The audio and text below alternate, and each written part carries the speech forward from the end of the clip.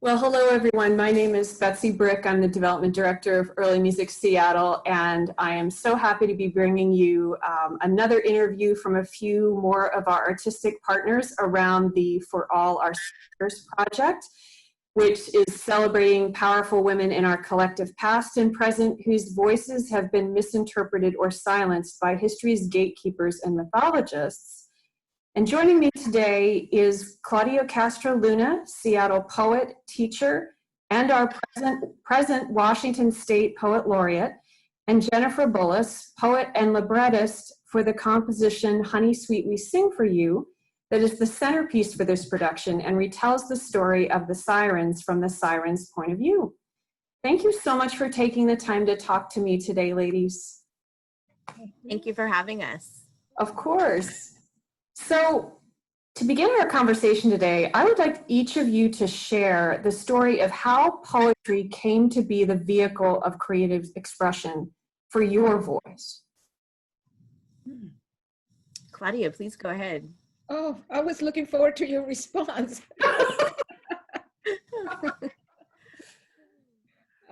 Go ahead, Jennifer, tell us, and then I'll go. Okay.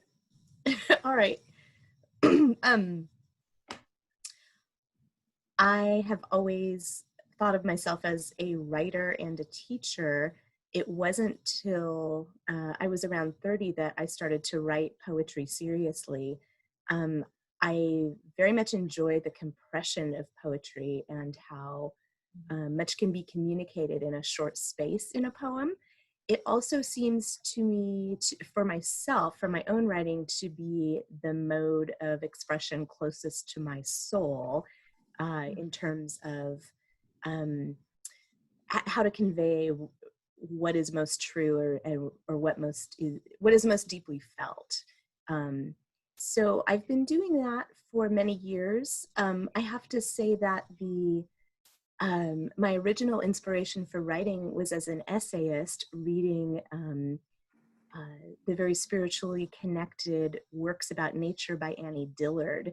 And so I've just the last couple of years started branching out into writing essays, but I think my first love as a writer is always poetry for its intensity. Oh, wonderful. Yeah, that's interesting, Jennifer, that you say you didn't start writing until in your 30s, because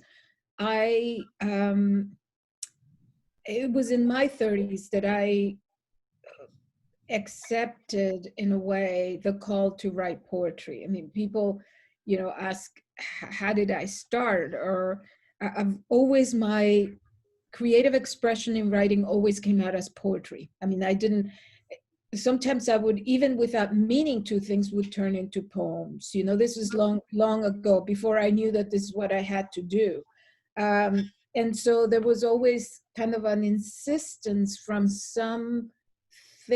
from poetry itself, asking me to do this thing. And I was very reluctant to take that on until my 30s. And once I always say poetry was like a dog for me, like a little dog that would be chewing at my ankles and attacking me, and insisting that I take a look at it, and then I would maybe write some poem, or I would write a poem, and then it would go away. And then here it was, asking again and again. And finally, I said, okay, I will come with you. And I followed this little dog, which became a bigger dog. But I went with it. And once I started really dedicating myself to the writing of poetry, the dog disappeared, first of all, and I never looked back. So somebody said to me, yeah, that's because the dog is inside of you, in a way. And I think that is true. And I've actually written a poem about that experience of having it be an external force asking me to come along with it, and then sort of accepting it, and then embodying it, maybe is the word there, and just being part of it. I was a reluctant poetry writer for a while. Oh, well, we're so glad you got over your reluctance and was willing to follow that dog. Uh, so were there specific barriers that you both had to personally overcome before your voice could be heard? And if so, what were those barriers and how did you break through them? Mm. Well, I could answer that just because the thought led me to that. For me, there were many barriers for me to writing poetry. First of all, I write poetry in English. I write mostly in English, even though English is not my first language. So um, it's a choice. It's an authorial choice, but one that was always very natural to me. So I very much found a way of expressing myself in this language. But I think for me, there was definitely a language barrier there. And also a feeling of maybe not being right for it, not being how the question, if I were to phrase it in a question, would be, how could you, Claudia, possibly write a work of art or a poet, when in college I studied French and studied anthropology, but I did a lot of literature in French, and we would read Mallarmé, or we'd read any of the French poets, also Voltaire, for instance, Rousseau, right? And just tear people apart. I mean, that's what you do. You dissect writing, and that is not writing. Writing a poem has nothing to do with analyzing a poem. They're two absolutely different. They have nothing in common.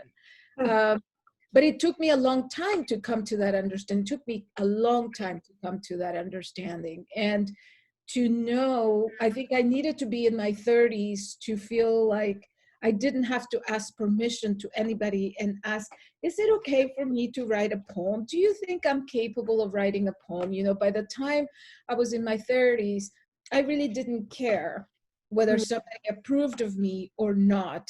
It was an impulse that was really powerful, calling me to do this thing. And finally, I was able to hear it and apply myself to it in my own terms. So I think there was something about personal strength that played a role in being able to silence the no voices, of which there were many, for me to see myself reflected on the page. Mm-hmm. Mm-hmm.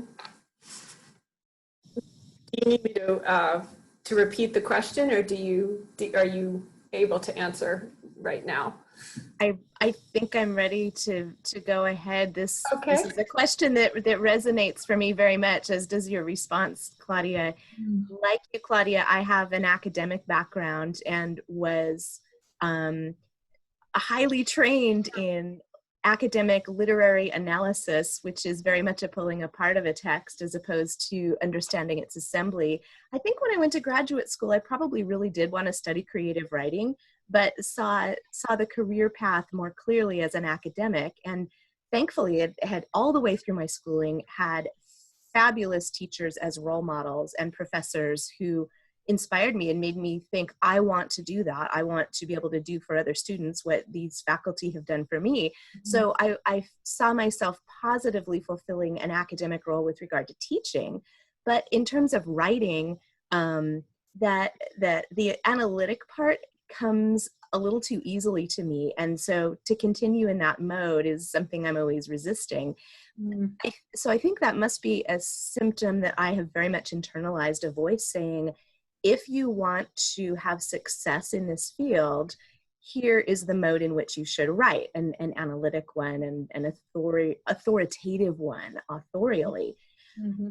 What is different about poetry, which I very much appreciate and enjoy, one of the many things that's different about poetry, is that it can be exploratory, it can be tentative, it can be questioning in a way that is important without abandoning your own power. I think in a lot of academic writing, to express too much uncertainty is a sign of weakness. And I don't know, no one ever told me that, but I think I sort of picked up along the way that that's, you don't want to express too much humility or uncertainty. But in poetry, that I think it's most productive to begin with a question or to begin with uncertainty and write your way through that carefully and explore it and openly in a way that leaves you vulnerable to perception and to experience. And I think that's where poetry can be the most interesting and reflective and genuine in a lot of ways. So I've appreciated that. As well, I think the issue of permission to write poetry started with every sort of writing for me, with the very basic, needing to overcome the very basic sense that for a woman to speak in any way is a difficult and suspicious thing. And I think the hesitancy of my own voice is something that I've had to overcome and continue to have to overcome anytime I do something unfamiliar to me. So that's been, so the theme of women's voices in our project here together is very resonant for me personally, in terms of what does it mean for a woman to speak in our culture? How is she understood? What is placed upon her when others think that they are hearing a woman's voice, but perhaps not really listening. So to kind of carry this forward just a little bit more in depth, as a form of artistic expression, how is poetry a perfect platform to question and challenge the beliefs and stories that are woven into our cultural fabric, historically and in these turbulent times? And how can it offer a voice to not just women, but everyone in our community that is crying out to be heard right now, particularly now with what's going on? Can you rephrase that last end of the question, please? Sure. How can it offer a voice to not just women, but to everyone in our community that is crying out to be heard right now, especially given what has been happening in our community recently? And how can poetry offer not just a voice to women, but to everyone? Because that seems to be, everyone seems to be really looking for a voice, it seems to me. Oh. So how can poetry be a vehicle for that? I mean, I could take a stab. Is that okay, Jennifer? Yes, please. You know, poetry is about feelings. And we all have feelings. I've asked in high school classrooms when I'm traveling, students who are just sitting looking at me like, well, what's this lady doing? I always say, you know, who here has no feelings? And the whole class laughs, because of course we all feel angry. We feel annoyed at our parents. I mean, whatever our situation, we feel that, you know, we're in love, we feel sad. We all are, we're humans, therefore we feel. And I think that is the core of poetic expression. And so it's a medium that is available to all of us because we engender its kernel. And so in that sense, I think, you know, that's why I always say we could all write poetry. All of us are capable of writing poetry.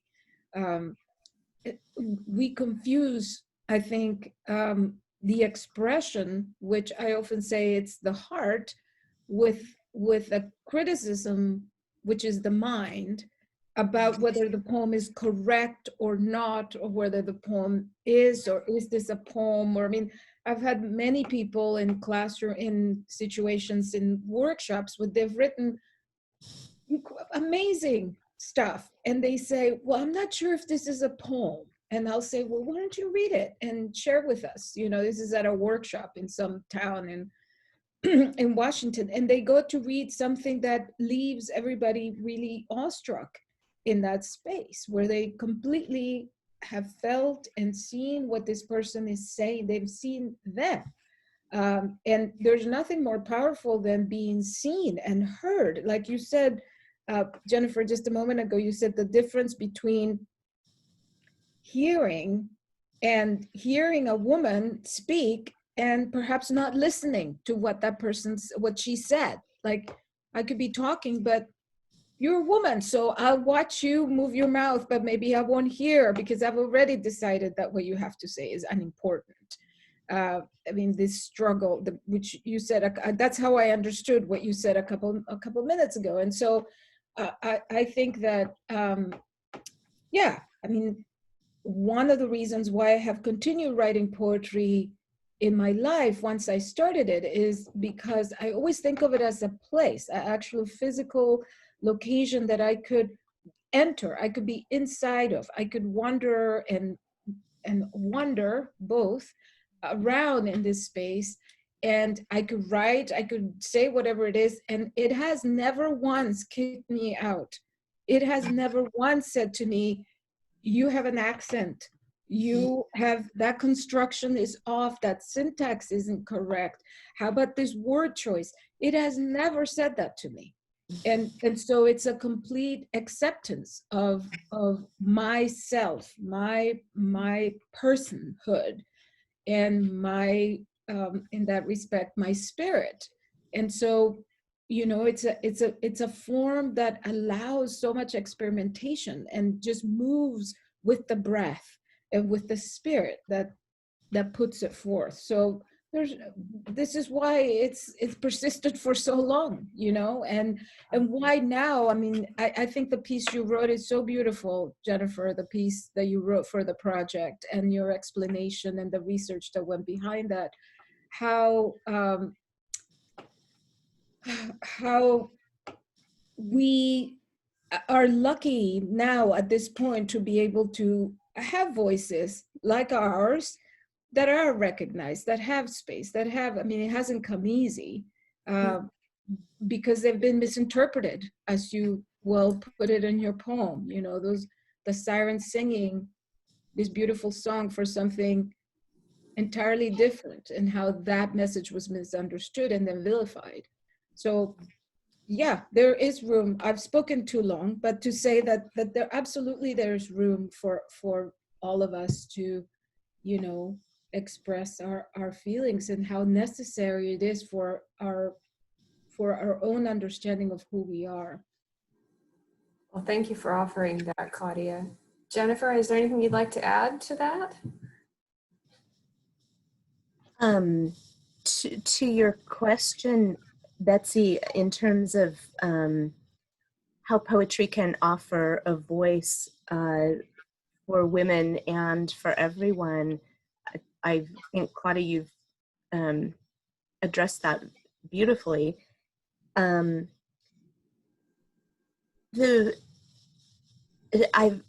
actually been, as a result of current events, very much trying to think about, and actually this is a question I've had in my mind for years now. I want to be able to use my voice to make our society better, but how can I do that in the face of so much hard power that looks at women like me and wants me to shut up?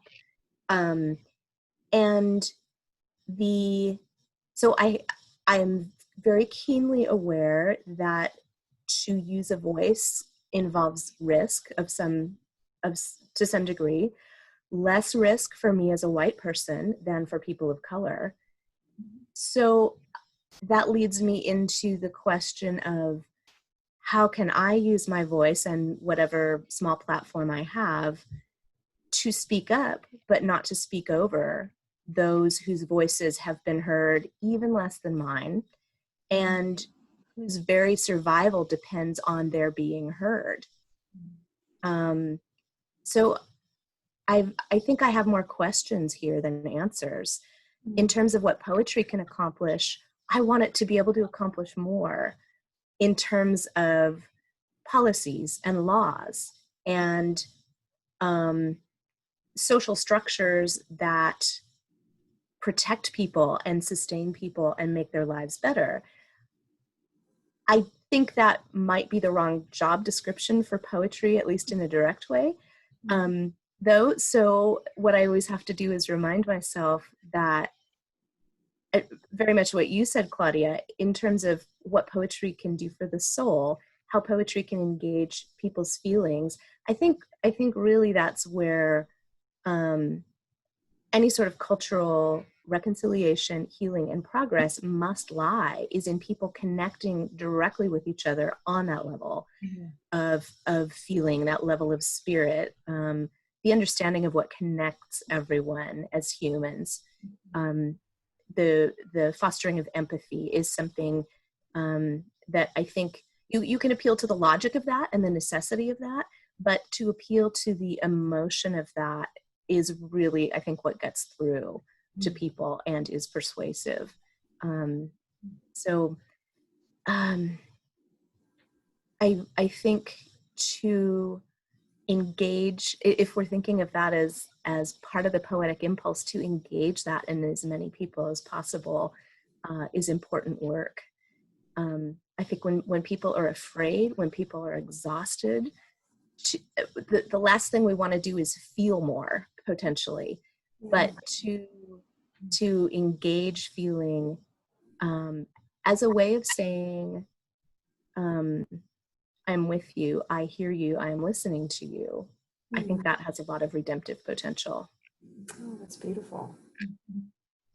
So what about the For All Our Sisters project inspired and intrigued you? Jennifer, I think you need to answer that.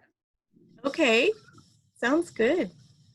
Well, there were many things about the project that intrigued me. The very first, on a most basic level, was to learn about the musical aspects of it. This was very new to me, other than a few years of piano lessons that I was really wretched at, and a few years of high school choir that I was slightly less wretched at, because I could depend on all of the other beautiful voices around me.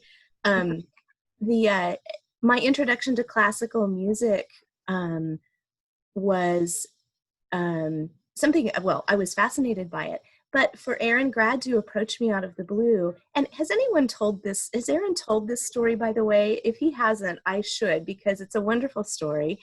How Aaron found me to be the librettist. I should back up and tell that.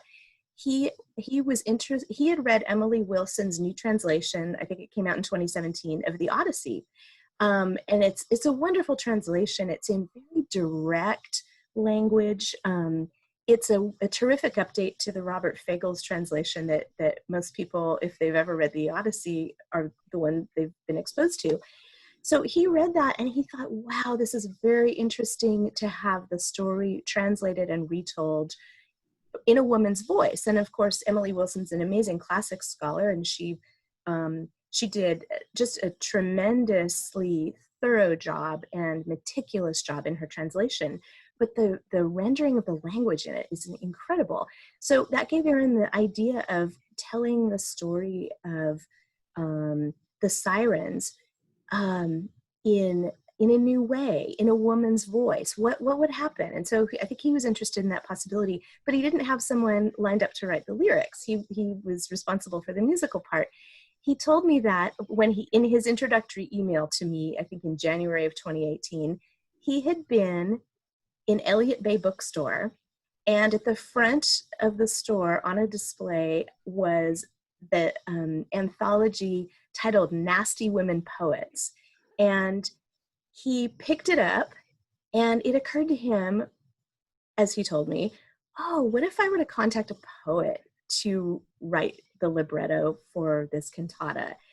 And as it happened, he flipped the anthology open, and by virtue of the alphabet, my poem was the first one in the mythology section, and I had written a poem in the voice of Diana about women's fear and women's power.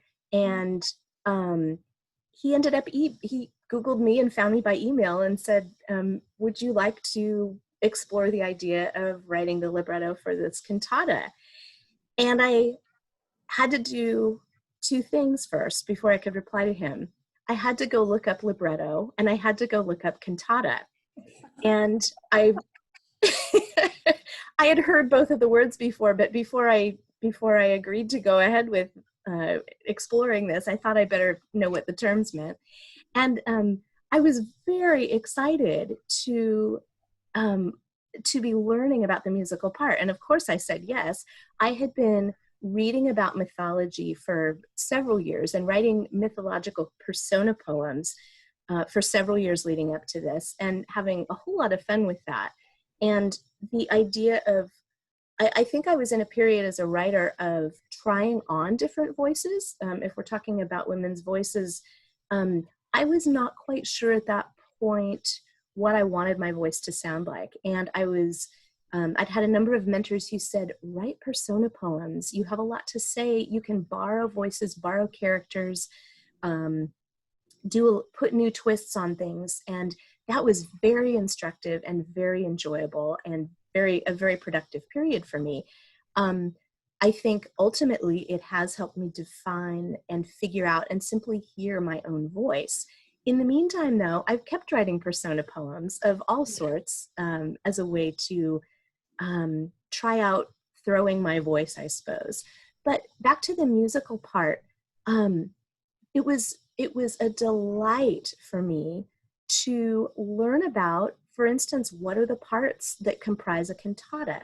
And so Erin was able to point me to a lot of resources and also give me quick primers on what is an aria, and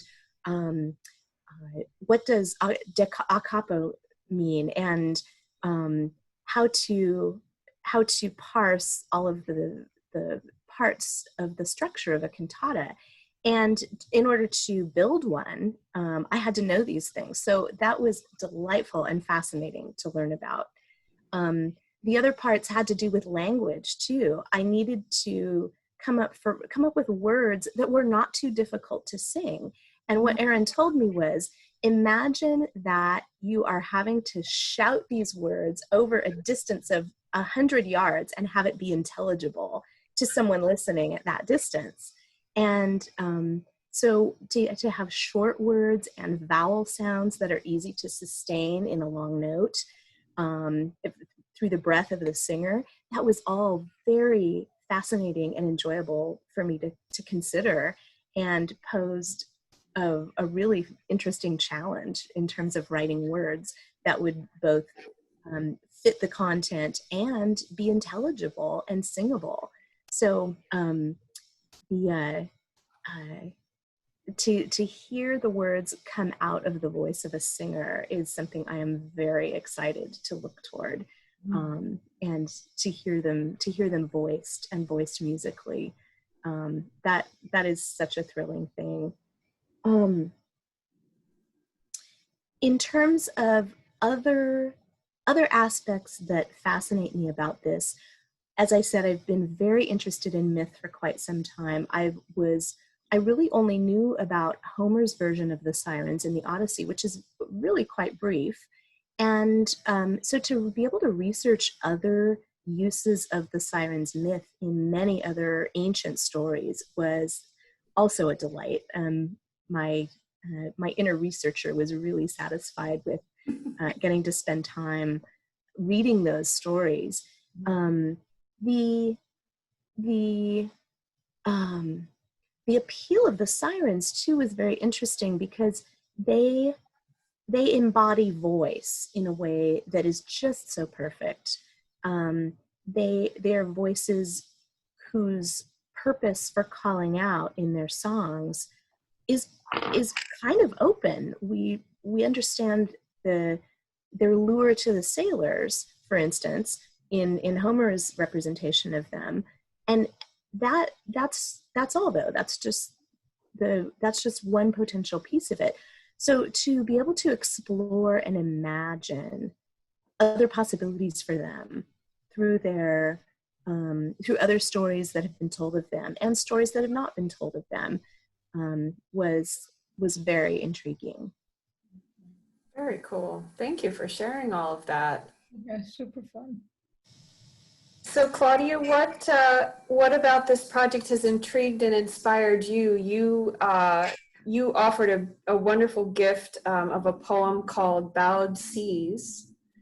And I'd love to have you talk a little bit more about that kind of, and I'm curious about the meaning of the title and how this poem for you depicts the power and beauty of women's voices. Well, I was invited to a meeting where I met Jennifer, Aaron, and Gus were at this meeting, and they proposed this project. They, told me about it, and Jennifer by then had already written the libretto to it.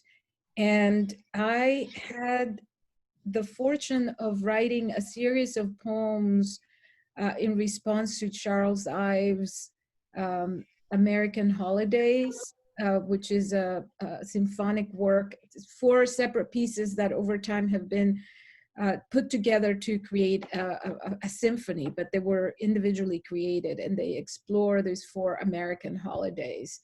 And the Seattle Symphony asked me several years back, would I write poems in response to these musical pieces? And that was a big, I grew up with classical music in El Salvador. My father was a big, is to this day, a listener. And at first I thought, oh, I don't know that I could do that. But then I thought, I really grew up with classical music and listened to it avidly myself. So maybe I could give it a shot. So I had that experience under my belt when I was then met everyone at that meeting.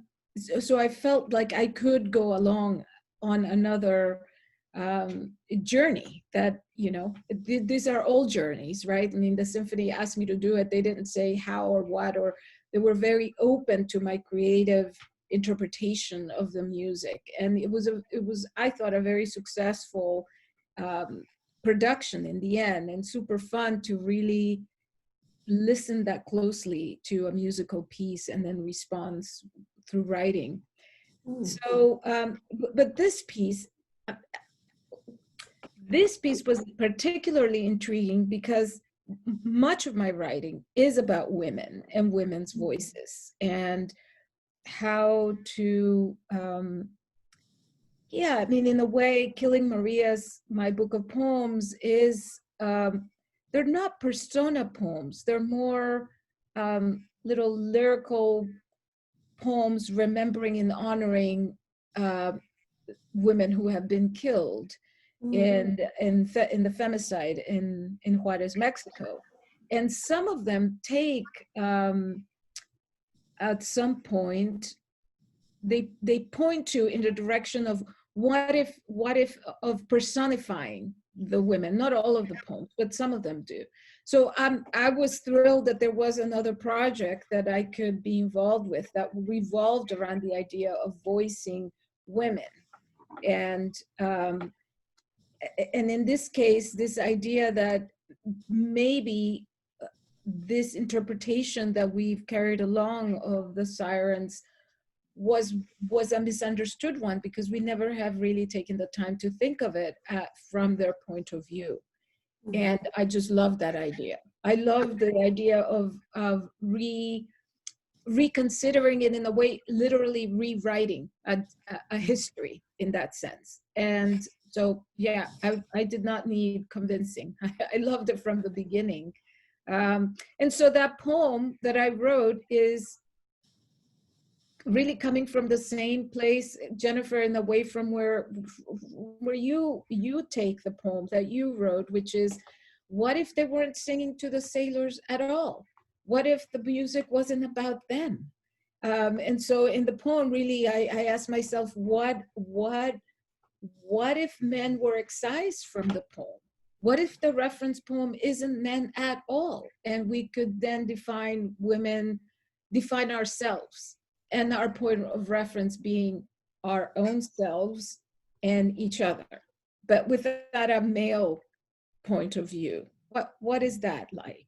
And so that was the underlying question that then informed that poem. The poem that I wrote is more set in contemporary spaces, because I think if those women who were singing on that island were not singing, we're singing about something entirely different. Longing, in the case Jennifer has voiced them in, they were looking for someone, they were searching. What if they were singing after, a good day on the field? I mean, what if a baby had just been born and that's what they were celebrating, right? And so I think in that poem, I examine also the cries of women to hear their suffering. And so I bring it to contemporary times, and I say, what about the mothers in Buenos Aires, that island that they marched around, that traffic island is literally an island. And they placed themselves there day after day, and they walked around it and around it, and they sung with their feet, I say, these songs of longing and just voicing themselves and demanding justice. And the same thing with the women in Rwanda. In other words, it's the same song. Yeah. It's the same song that has been unheard from antiquity, from Western antiquity in that sense. Mm-hmm. And how this same scenario has been reproduced without really being heard. The women were not really heard. Rwanda, I mean, the West's response to that was horrible. Many people died that could have been avoided, right? So, I mean, were they really heard? I don't know. It's just posing that idea of this catalog. I think I refer to it as a catalog of songs at some point that are both plaintive songs, and there are songs of rejoicing as well, because joy is also embedded in that. And I think your sirens, Jennifer, do both. That the singing that you have them sing is both exalting and beautiful, and there's a sadness and a longing that makes it so, and both of those intertwine in their voice, and that is what's so powerful and beautiful about it. And so I wanted to make sure that my poem reflected the joy also in women's lives, and not just just the alienation, So yeah, but I also wanted to connect. I wanted to have, I mean, if you think about it, Jennifer, I did some research, not nearly as deep as yours, but before I had not read the pieces that I now have read that you have produced to explain your process. But I did do some research about sirens, and I came across the same iconography, the flying bodies, these beings that had wings as well as fishtails. And just think how powerful that is, that you could travel these dimensions in one body. You could be in the ocean and cross the oceans, and you could also take to the air and then walk. I mean, how much, you can't get more powerful than that. And then the idea of transcending time, that I think poetry transcends time. Poetry melts in that, time melts in poetry. I think somehow there's a suspension of energy in poems that help explain why they have survived for so long, in a way in which you could read a Sappho poem now and feel a relationship to Sappho.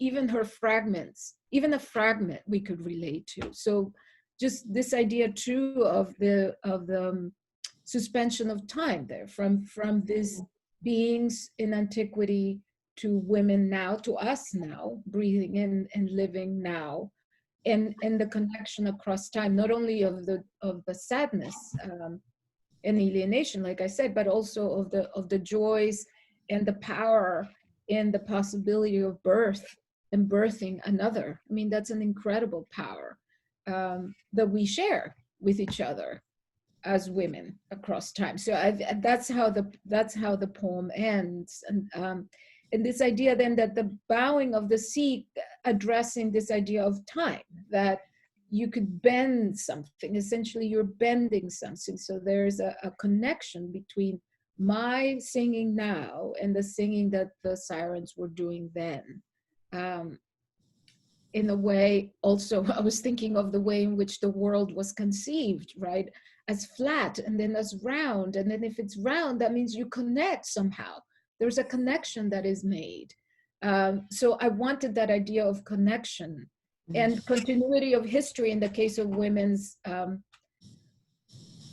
Western history in the case of women's, exploitation over time, which is at the heart of the poem there. Mm-hmm. Wonderful. So what do you both hope people take away with them after seeing the diverse and creative offerings of the For All Our Sisters project?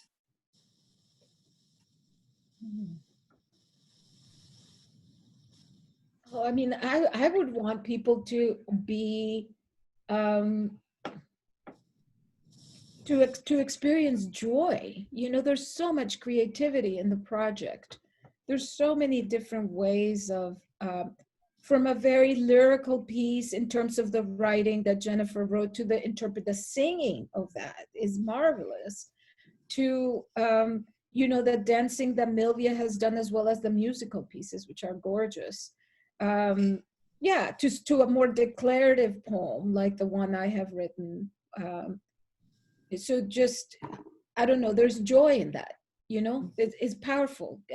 The creativity underscoring all of these interpretations of this idea, I think is really, I mean, first joy, I think, for me, and then also thinking that goes, so thinking is important.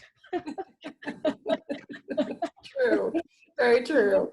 Yeah, I mean, just the title of the whole thing, and just what comes across very clearly in the verbal pieces then, because it's the words are able to articulate something more direct, say, than a musical piece, right? They're working, we're working with emotions and spirit, but a word has a different way of propelling that. So I think that the words, both of Jennifer and my own, are working to have us consider an idea about the power of women, and a consideration of the way we interpret history, and whose story we tell at the end. I kept on thinking, whose story are we telling? And here we are presenting a different version of the story, very much from a female point of view.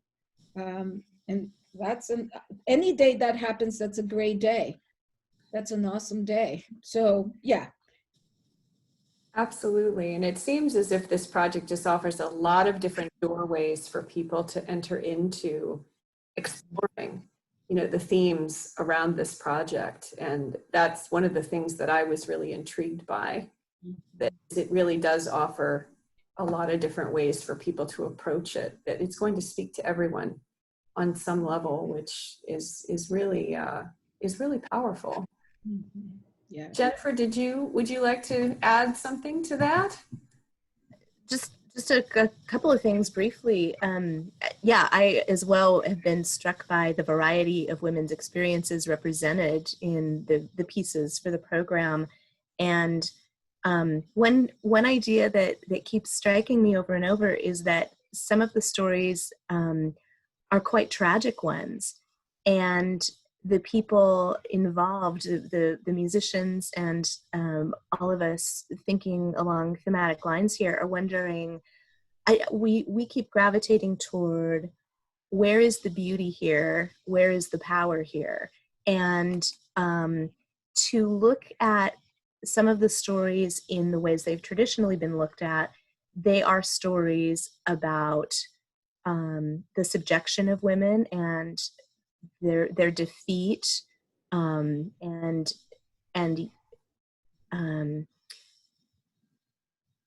their defeat and utility, defeat by and utility to men from a male perspective, and to retell the stories as, for example, Janet C. is doing with the Pan and Syrinx myth, which has traditionally been cast as the lament of Pan.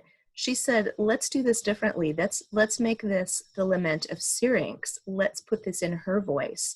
And she has transformed it. She's put it on a different instrument. She has modulated it to a different key. She has in both verbal and musical ways retold the story in a way that makes it Syrinx's. And so I really admire how she has transformed that. And that's exactly the sort of possibility that excites me about all of these pieces. And to consider, as your poem does, Claudia, what would the world of this story look like when women are given the opportunity to show what else might be going on for them, and from what other places they might be speaking and telling their stories. I think a big part of that is joy and beauty, and as you've mentioned several times, Claudia, to take events that are tragic and narratives that are tragic and look for ways to experience them that are transformative. Beauty enters in, and power enters in, and joy can enter in ways that are redemptive. And I think that makes the project very relevant for what is happening right now. I was rereading over the weekend your poem, Claudia, and I don't know if you have it in front of you, but the final stanza resonates so strongly for me with what is happening in our country currently. Would you be willing to read it if you have it in front of you? I don't have it in front of me at all, but you could read it. May I? Yes, please read I it. have it right here. Yeah, please do. Okay, this is the final stanza from Claudia's poem, Bowed Seas. When their sorrow obscures the sky, other women will rise. When their holler reaches the moon, other women will rise. Voices of the same river, same hands leaning in across the ages. Water of eyes, water of blood, birth water, tides that bind, bowed seas. So lovely. Absolutely. I so appreciate the image of joining that occurs with when the circularity comes back around in the poem. Absolutely. Thank you for reading it, Jennifer. What a joy. Thank you for writing it. Oh, that was lovely. So before we sign off today, I'm curious what projects and creative endeavors you're both currently working on now, and how people can find out more about you. Claudia, please go ahead. Oh my God. Well, I'm teaching at Seattle U in the spring. I usually do, so I am very busy with that. I finished a draft. I finished a full draft of a memoir that I've been writing for I don't know, 10 years or something. Wow. So it's a full draft of a full revised many times over draft. So I feel good about it, that it's that far along. Yeah. And trying to work on some poems, it's been hard. I think it's been hard. I was very thankful to have this project to sort of channel my energies. I mean, the book I finished the draft that I'm on, I think at the end of January, which also there needed to be a time of fallow time before I begin again. I did start writing a series. I'm working on a series of poems for the children who are detained at the border. which is an issue that's important to me. And so I've Yes. been working on this. I'm thinking of it as a series of not sonnets, but based on that form, loosely based on that form. And they're all really, the Neruda book, 20 poems of love and a song of longing, I think might be the translation in English.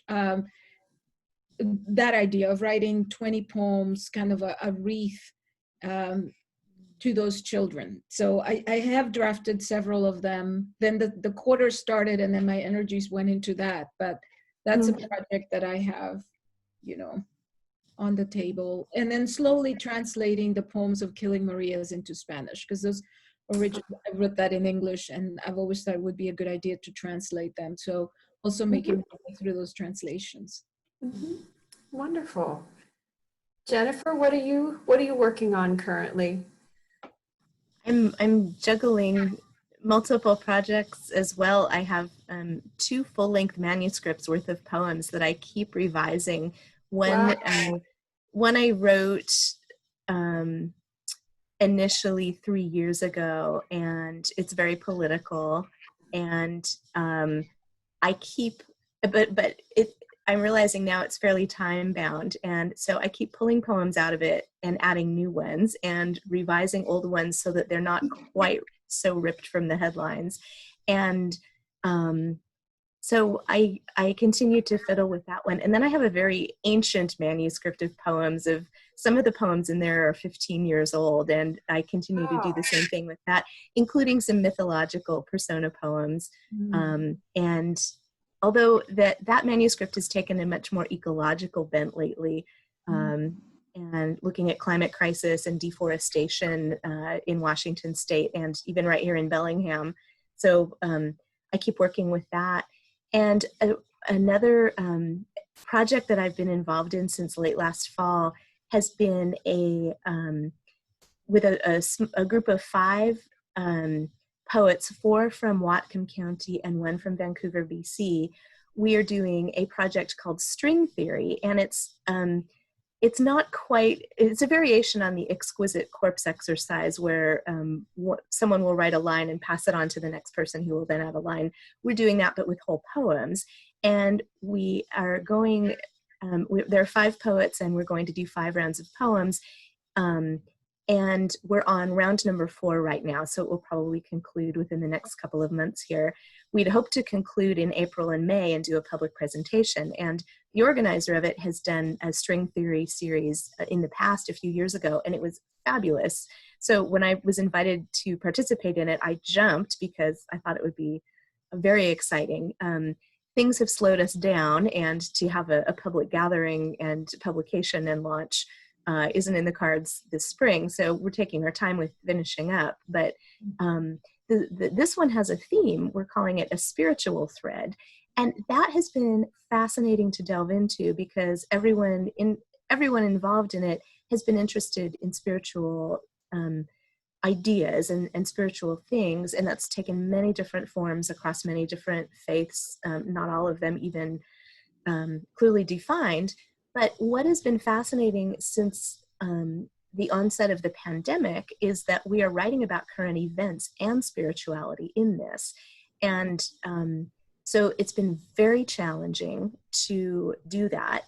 So I feel like my brain is full at all times and my heart is full at all times with all of these ideas. And I'm wanting to respond to the works that people have written in front of mine and keep the thread weaving through, of course, so that it's all tightly woven, because the final effect of that is, as I've seen with the past one, very powerful. And so I really want to hold up my end of the bargain on that and do a decent job with what I contribute to the project. So that's been both very challenging and very rewarding. In terms of incorporating all of the things that we're experiencing right now and trying to feel my way through it and put words to it in a way that is potentially meaningful to other people and honoring of the words that have come before mine has been a very big project. and very rewarding. Wow. Well, I just want to thank you both for taking the time to have this conversation with me. It's been absolutely delightful, and I'm just so inspired by the voices that you have in our community and your involvement in this project. And so I just wanted to thank you for sharing the gifts that you offered all of us today, and wish you all the best with all your projects that are underway and developing and getting revised and everything that you've been expressing. And so thank you so much. I really, really appreciate it. Thank you, Betsy. Thank you, Claudia.